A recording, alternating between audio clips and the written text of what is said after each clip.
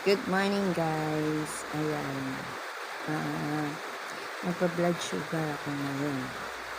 Nandito yung mga gamit ko.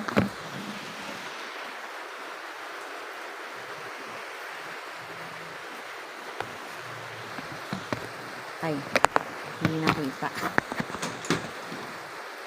Ito yung mga gamit ko. Strip. Yung karayong. Tapos ito yung device. Ayan. Tapos dito alcohol. Tapos bulak.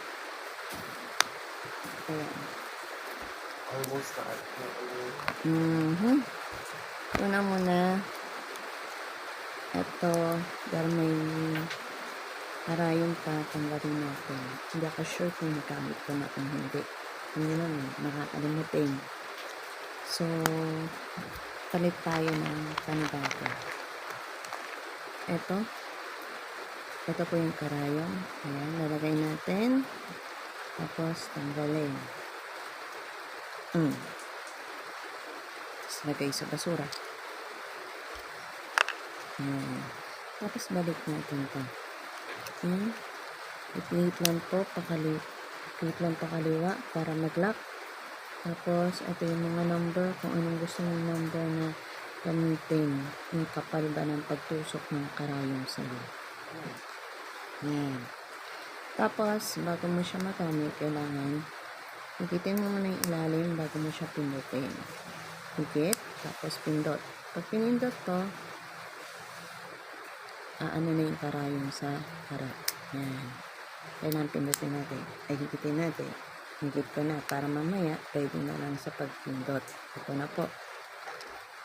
Ayan. Hanap tayo ng strip. Ayan. Okay. Kailangan malinis kamay mo. Kukuha ka ng strip kasi masyado siyang delikado. Ito na po yung device. Ilalagay natin dito. Yan. Pagkalagay natin, may lalabas na ganyan. Hindi. Diba? Kunin uli natin. Ayan siya.